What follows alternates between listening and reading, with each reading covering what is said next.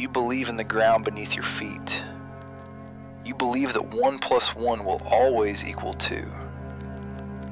But our lives aren't a textbook math equation. There is no absolute certainty here. Even if you look around and see 100 instances where 1 + 1 results in 2, somewhere out there, the variables are going to twist. Somewhere the system is going to experience a fundamental, violent shift, resulting in a 3 or maybe a 5. Because this universe is a breeding ground for anomalies, it keeps creating exceptions, and things and people keep becoming them. Let me ask you a question. Do you believe in karma? Do you truly believe that if you play by the rules, respect the morals, and walk the straight line, the world is obligated to play fair with you? That it will repay your kindness with kindness? Maybe it's true for the crowd. Maybe the universe does those kinds of things to keep the unthinking majority compliant. But there is absolutely no guarantee that you will get that return on investment. Because what this universe loves more than anything else is to create exceptions. And you could easily become one. A casualty, chosen by the universe for no valid reason at all. Or perhaps for a reason you will never be smart enough to comprehend. All you will know in that moment is that you were kind. You were moralistic. You were the hero of your own story who absolutely did not deserve to end up with a tragic, broken ending. But to think that the universe owes you fairness just because you followed the script? That is your first mistake. We are a species of architects, born into a chaos we couldn't handle. So we spent centuries building a cage. We call that cage the law. Physics, chemistry, morality, these aren't absolute truths. They are just boundaries we desperately drew in the sand because the alternative, the raw, jagged reality, is too vast to look at without losing your mind. We pretend the sun rises by decree, and that goodness is a physical constant like the speed of light. But a fixed universe is a dead universe. We aren't living in a sanctuary. We are living in a glitch, a sequence of beautiful, terrifying errors. Look at chemistry, the supposed peak of material logic. You spend years mastering the universal rule, only for the very next page of the textbook to betray you. It introduces the exception, the element that shouldn't bond but does, the reaction that shouldn't exist but thrives. Now, look at that bottle sitting somewhere in your home, stamped with a 99.9% certainty. It sounds convincing, right? It sounds like a promise that it will never fail you.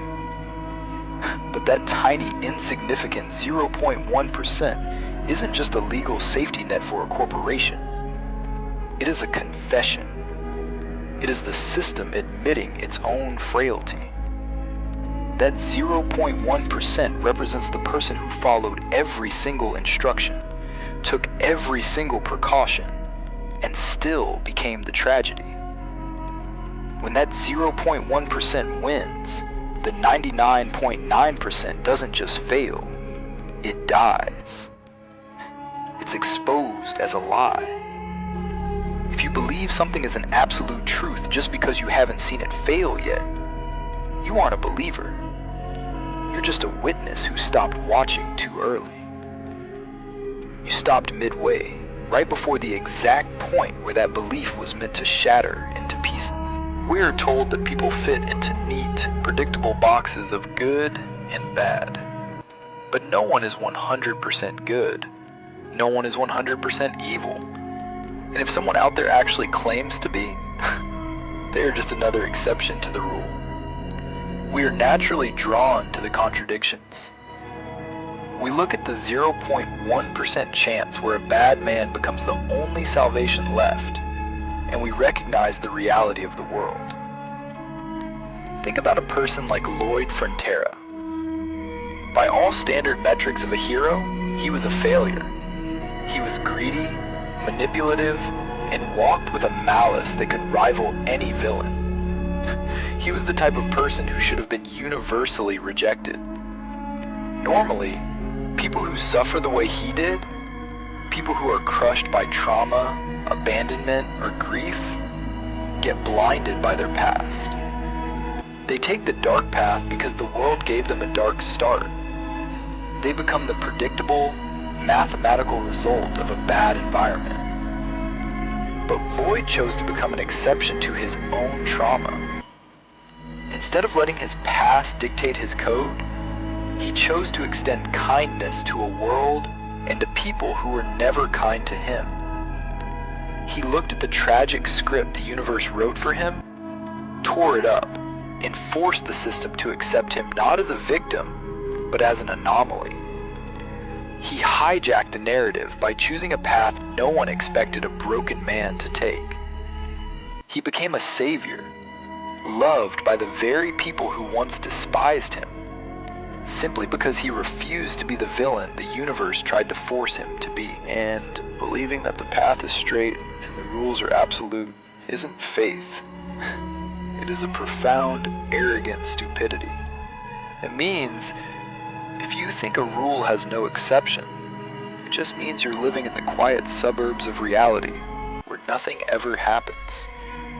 But the closer you get to the edge, the closer you get to true power, true tragedy, or true science, the more those clean, straight lines begin to blur. So, does wrong always lose? No. Does right always win? Never. History isn't written by the righteous. It's written by the survivors, who found the loophole in the massacre. The exception doesn't care about your feelings, your comfort, or your absolute truth. It exists whether you have the courage to acknowledge it or not. And your entire life is built on a series of exceptions you simply haven't met yet. The world isn't a straight line. It is a jagged, broken edge. You can spend your entire life trying to smooth that edge down to make yourself feel safe, or you can learn to be the one who wields it. Don't look for the rule. Look for the exception. And that is where you will finally find yourself. Because remember, there are always exceptions.